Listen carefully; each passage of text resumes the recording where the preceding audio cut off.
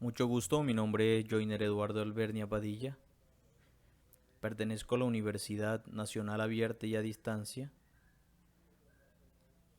matriculado en el programa de licenciatura en Matemáticas, y en esta oportunidad les voy a hablar de la pedagogía crítica de Paulo Freire.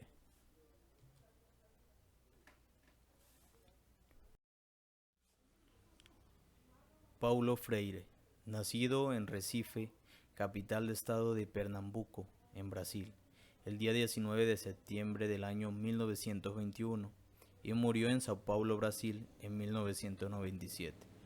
Freire se ocupó de los hombres y mujeres no letreados, de aquellos llamados los desarrapados del mundo, de aquellos que no podían construirse un mundo de signos escritos y abrirse a otros mundos, el mundo del conocimiento sistematizado y el mundo de la conciencia crítica.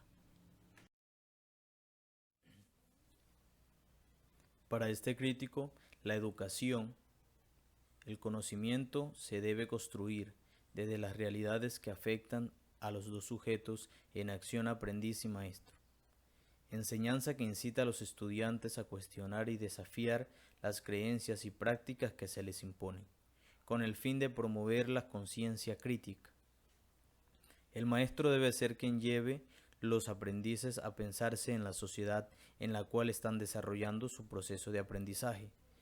Deben de construir desde los conocimientos previos que estos llevan al aula de clase, ya que son ellos un reflejo visible y fiable de la realidad social.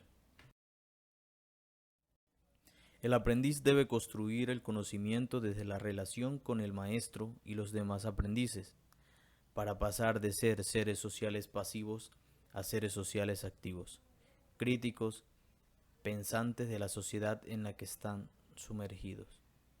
Porque el conocimiento no se transmite, se está construyendo.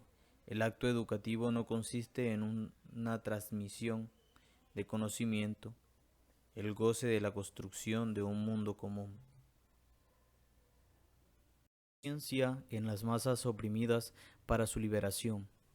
La alfabetización del oprimido debe servir para enseñarle no solamente las letras, las palabras y las frases, sino lo más importante, la transmisión de su realidad, la creación de una conciencia de liberación para su transformación en un hombre nuevo.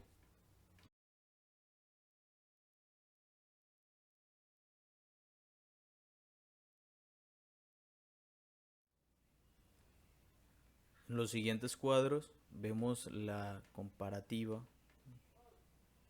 de los oprimidos y los opresores. Los opresores son quienes piensan y razonan, y los oprimidos no tienen capacidad para pensar. Los opresores son falsamente generosos con los oprimidos, y los oprimidos se vuelven adictos al sustancialismo. Los opresores buscan nuevas formas de mantener su poder, y los oprimidos admiran a sus opresores y desean ser como ellos. En un plano de superioridad o incrementar su poder. Para lograrlo, requieren seguir manteniendo a los oprimidos dormidos y ciegos.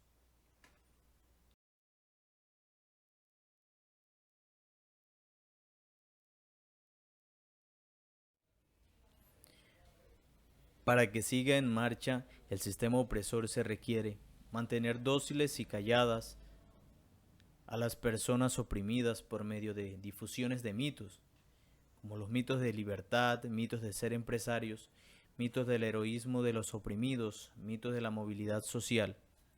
¿Qué tiene que ver este sistema con la educación? Pues según Freire, este sistema se nos inculca desde que ingresamos muy pequeños a la educación, a la escuela.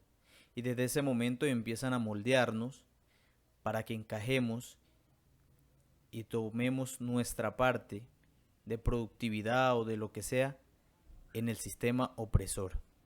Terminamos formando parte y beneficiando el sistema opresor porque hemos sido adiestrados desde la escuela, desde pequeños. Ya cuando llegamos a la edad adulta, somos colaboradores de este sistema.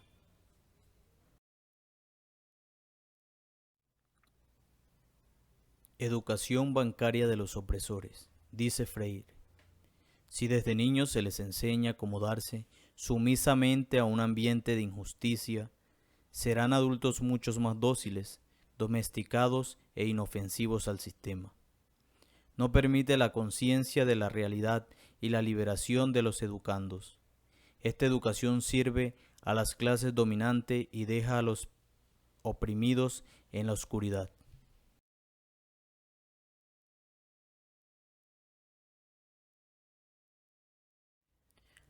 La educación bancaria, ¿en qué consiste?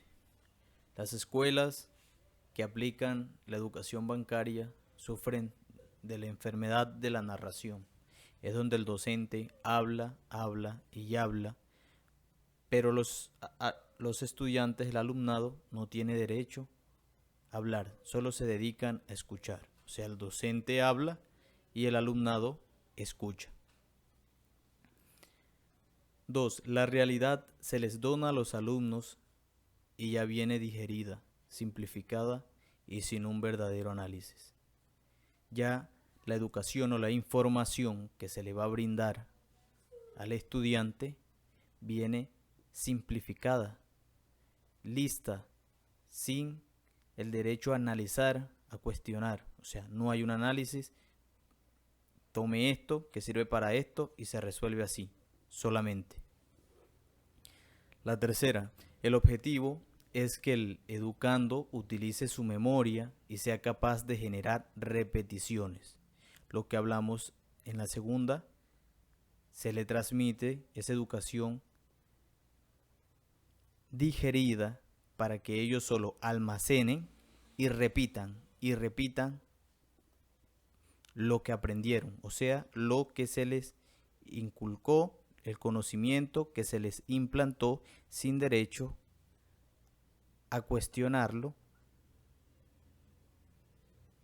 Y en la cuarta, Freire le llama la bancaria, porque se trata a los educandos como vasijas vacías que tienen que ser llenadas mediante depósitos de información bancarias, porque en los bancos, pues la idea y según se crearon es para que uno deposite y deposite todo lo que pueda. Por eso Freire la llama como vasijas vacías, o sea, para depositar cosas, objetos. En este momento, en esto que estamos hablando en la educación, es depositar información sin derecho o sin manera a analizarla y a cuestionarla. Vemos dos cuadritos de comparativo. El educador, el rol del educador bancario, del sistema bancario, y el educando del sistema bancario. El educador es el único que sabe, el educando no sabe nada. El educador es el que educa, el educando son educados. El educador es quien piensa y el educando es quien escucha en silencio. El educador es quien dicta las reglas y el educando se ajustan a las reglas.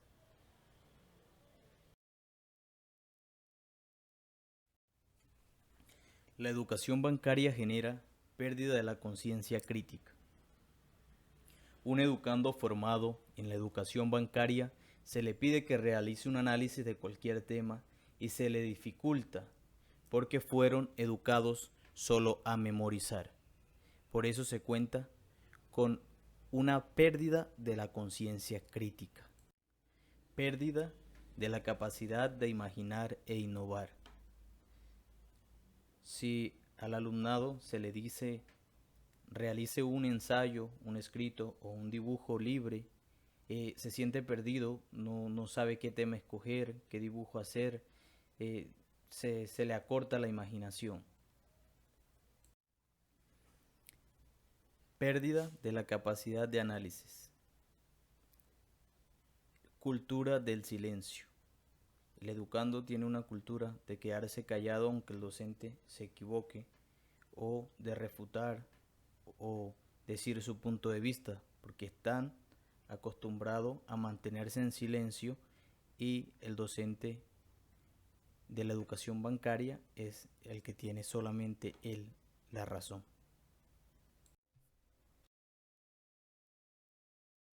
Educativo a lo que llamó educación liberadora.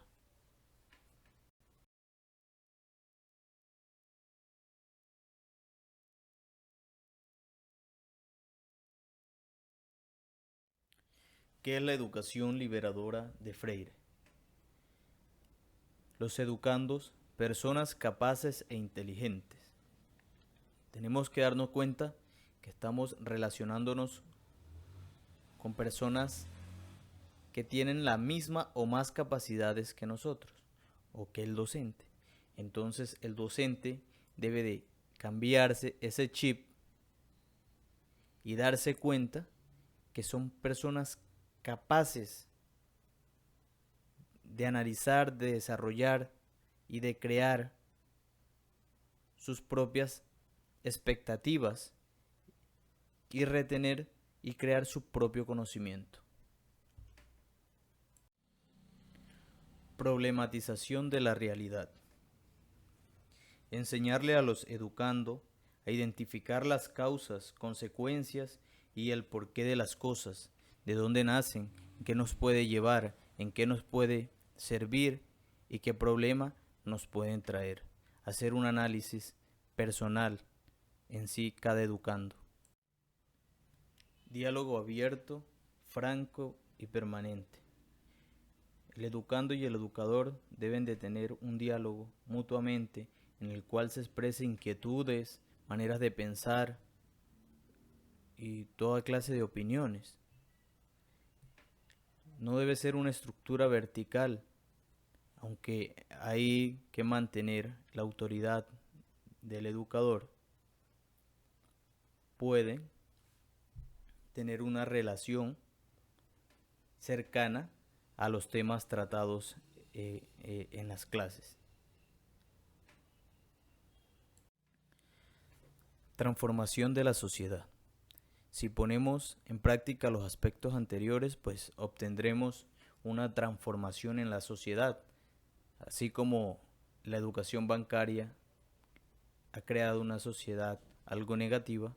Si ponemos en práctica los aspectos de Freire, la sociedad será un poco más positiva. Descubrimiento de los temas liberadores. Si ponemos una conversación, un debate en clases, no sobre un tema que le interese al educador, sino que sea un tema en común para que haya más entusiasmo y más libertad de opiniones y de puntos de vista, que le pongan más interés a ese debate, un tema de interés en el conjunto, no solo individual. Actitud democrática. Pedagogía de la pregunta y no la respuesta. Darle al educando una pregunta para que se entusiasme en conseguir la respuesta realizando su propio análisis. Amor verdadero en todo lo que hacemos. Si nos damos cuenta que lo hacemos por nosotros y que es nuestro análisis y nace de nuestros pensamientos, pues le pondremos más amor a lo que estamos enseñando y a lo que estamos aprendiendo. Importancia de la pedagogía crítica. Si la educación no provoca el pensamiento crítico, es que solo llega a ser adaptación o domesticación, porque el acto de aprender está fundamentalmente dirigido a comprender el mundo para hacerlo mejor. Pedagogía crítica se conoce al enfoque que valora la importancia de la curiosidad intelectual, la duda y la perspectiva abierta y flexible para interpretar la realidad, donde las preguntas son más importantes que las respuestas, la realidad importa, incluso más que las ilusiones que frecuentemente construimos como escape a las frustraciones. La pedagogía crítica postula la transformación social, la formación de la autoconciencia y el compromiso con la justicia y la equidad. Reconoce la importancia de la interpretación y la representación que cada individuo hace a partir de su contexto.